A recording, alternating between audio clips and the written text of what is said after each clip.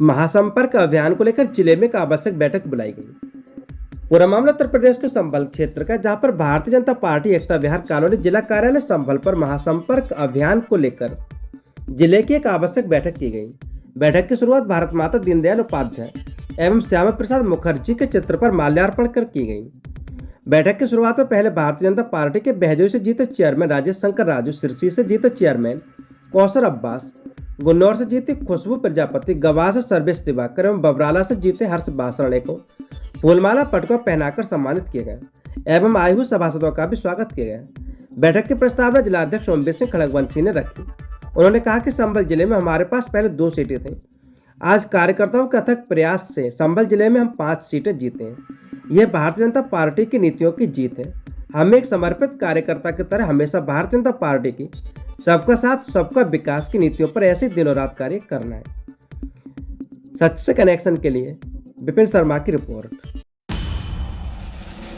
संभल जिले के लोगों के लिए मिला तोहफा, सरकारी अस्पताल में शुरू हुई सीटी स्कैन मशीन। पूरा मामला उत्तर प्रदेश के संभल जनपद क्षेत्र का, जहां पर कुछ जांचें मरीज की जिंदगी बचाने के लिए बहुत जरूरी होती है। उनमें से ही एक सीटी स्कैन जांच भी है। इस जांच के जरिए रोग का सही तरीके से इलाज किया जा सकता है। इन्हीं बातों को ध्यान में रखते हुए जिला अस्पताल में सीटी स्कैन मशीन लगाई गई, जिसका उद्घाटन ऑनलाइन उप मुख्यमंत्री के बाद शिक्षा मंत्री गुलाबो देवी ने फीता काटकर किया। संयुक्त चिकित्सालय संभल में निःशुल्क सीटी स्कैन की सुविधा उप मुख्यमंत्री ब्रजेश पाठक द्वारा ऑनलाइन शुरू की गई। इसके बाद शिक्षा मंत्री गुलाब देवी ने फीता काटकर निःशुल्क सीटी स्कैन का शुभारंभ किया। सच से कनेक्शन के लिए संभल से विपिन शर्मा की रिपोर्ट। बिजली के कटौती से शहरवासी परेशान, गर्मी में हुआ बुरा हाल। पूरा मामला उत्तर प्रदेश के संभल जनपद के चंदौसी का, जहां पर एक और भीषण गर्मी का दौर जारी है, जिससे लोग बेहाल हैं, तो वहीं दूसरी ओर बिजली विभाग की मनमानी के चलते चंदौसी शहर से अघोषित विद्युत कटौती के चलते लोगों का जीना दूभर हो चुका है। करीब सुबह 10 बजे के आसपास बिजली की आंखमिचौली शुरू हो जाती है, जो दिन भर चलती रही। दिन में लाइट की कटौती से शहरवासी परेशान रहे और उनका गर्मी से बुरा हाल हो गया। नगर के मुंसिफ रोड साकेत कॉलोनी के बासिंदों ने बताया कि कॉलोनी में बिजली आपूर्ति नहीं आ रही है, जिससे उन्हें काफ़ी परेशानी हो रही है। वहीं लोगों का कहना है कि हम लोगों ने बिजली विभाग के एक्सीएन एसडीओ को फ़ोन किया, परंतु हमारा फ़ोन नहीं उठाते। शहर में हर 1 घंटे या 1.5 घंटे पर बिजली कटौती की जाती है। जब लोग उपकेंद्रों में फ़ोन करते हैं तो 10 मिनट में बहाल होने का वादा किया जाता है। आलम यह है कि बिजली विभाग के कर्मी खुद कटौती का दंश झेलते हैं, लेकिन सुधार होने का नाम नहीं ले रहा। रात के समय में भी लाइट की कटौती से नागरिकों की नींद हराम हो रही है। गर्मी के इस मौसम में बिजली कटौती के चलते घरों एवं दुकानों के विद्युत पर आधारित उपकरण शोपीस बने हुए हैं। लोग भीषण गर्मी से हलकान हो रहे हैं। वहीं कूलर, पंखे, फ्रिज, एसी भी महज शोपीस बने हुए हैं। सच से कनेक्शन के लिए संभल से विपिन शर्मा की रिपोर्ट।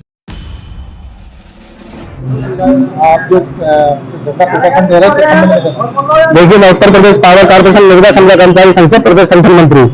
आज जो हम लोग यहाँ पर एकत्रित हुए हैं 12 मई के लिए, हमारा संविदा कर्मचारी जो कि विद्युत उत्पन्न फेडरल बैठा पर कार्यरत था, जिसका रात्रि लगभग 10 बजे बिजली लाइन का अनुरक्षण करते समय दुर्घटनाग्रस्त हो गया था। वो बहुत ही ज्यादा गंभीर रूप से घायल हुआ और उसे आज ईशान हॉस्पिटल में उसका इलाज चल रहा है।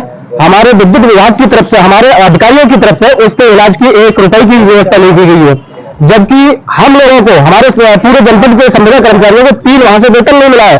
हम एक पैसे के लिए मोहताज है इस समय और अपने बच्चों के स्कूल की फीस नहीं जमा कर पा रहे हैं।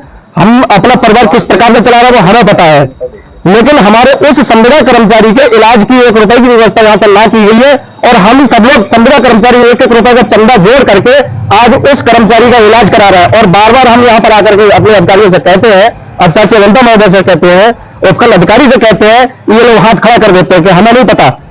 कंपनी से बात करिए। जब हमने कंपनी की जानकारी इनसे ली गई कि हमारी कौन सी कंपनी है, किस कंपनी के अंदर में हम काम कर रहे हैं, तो इनके द्वारा ये बताया कि बेसिल कंपनी के द्वारा आप काम कर रहे हैं। बेसिल कंपनी की जब हमने जानकारी की, इन्हीं के द्वारा फिर हमें यह भी बताया गया कि बेसिल कंपनी का भी अनुबंध नहीं हुआ है, इसमें आप किसी कंपनी के अंदर में नहीं है।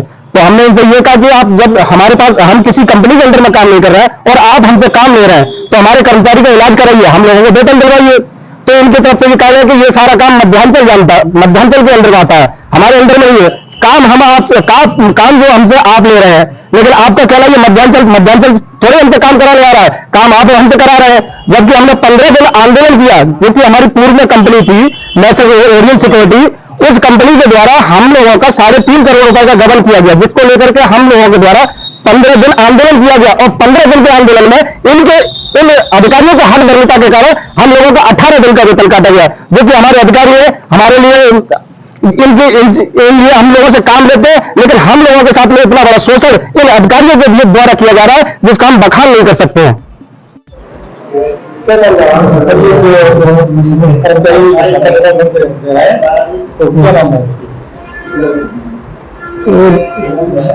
ये फैसले नहीं होता, बिजली वर्ग का केस है, इसमें दावे गुलाम का समझौता करी लाइन में हमले से गिरकर दुर्घटनाग्रस्त हुआ। इसमें उसका जिसान इस अस्पताल बरेली में इलाज चल रहा है।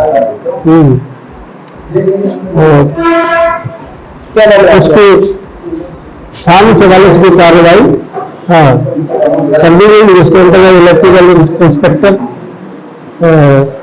आकर के जांच करेगा। यही कह है कि हमें किस कंपनी से लगी है, हमको ये बताया। अभी तो पुरानी कंपनी में ओरियल कंपनी थी, इससे ही वेतन ले रहे थे। अभी नई जो कंपनी कौन सी देसिंग नाम की, देसिंग नाम की कंपनी का पता हुआ, लेकिन अभी उनका कोई अधिकारी ना तो बरेली में तैनात है ना बदायूं में तैनात है, जिससे उनसे डायरेक्ट वेतन अभी तो जिनका 2 महीने का वेतन आए मुख्यालय स्तर डायरेक्ट आया, जैसे हम लोगों की चल रही आती है, जैसे हम लोगों का वेतन आता वैसे मुख्यालय स्तर से वेतन आया। और वही अब ये भी उनका कंपनसेशन बनता है, वो इलेक्ट्रिकल इंस्पेक्टर की जांच के उपरांत विभाग तय करेगा। आरंभिक बाल विकास की अवस्थाओं का आकलन सहित विभिन्न खतरों के चिन्हों की पहचान कर परामर्श दे सकेंगे आशा, ये कहना अमित तोमर का। पूरा मामला उत्तर प्रदेश के बदायूं जनपद के समरेर क्षेत्र का, जहां पर छोटे बच्चों की गृह आधारित देखभाल का 5 दिवसीय प्रशिक्षण सामुदायिक स्वास्थ्य केंद्र समरेर पर प्रथम बैच संपन्न हुआ, जिसमें आशा संगनी और एएनएम ने प्रतिभाग किया। इस दौरान चिकित्सा अधीक्षक डॉक्टर दिनेश कुमार, राज्य प्रशिक्षक अमित कुमार सिंह तोमर ने प्रमाण पत्र वितरित किए। राज्य प्रशिक्षक अमित कुमार सिंह तोमर ने कहा कि आशा आरंभिक बाल अवस्थाओं का आकलन सहित विभिन्न खतरों के चिन्हों की पहचान कर परिवार को संबंधित विषयों पर परामर्श भी दे सकेंगी। छोटे बच्चों का पोषण, स्वास्थ्य वृद्धि, निगरानी सहित आरंभिक बाल विकास पर ध्यान दे सकेंगी। 5 दिवसीय प्रशिक्षण कार्यक्रम में HBYC का परिचय एवं आवश्यकता बताते हुए कार्यक्रम में आशा, आंगनबाड़ी संगनी एवं एएनएम की भूमिका और उत्तरदायित्व की जानकारी दी गई।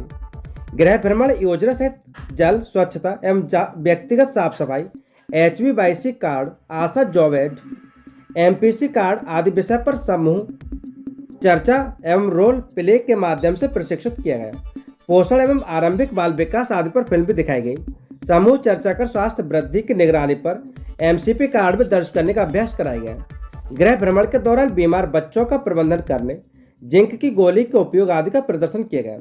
यही नहीं, बीमारी की पहचान, बचाव एवं खतरे के लक्षणों की पहचान और परामर्श की जानकारी दी गई।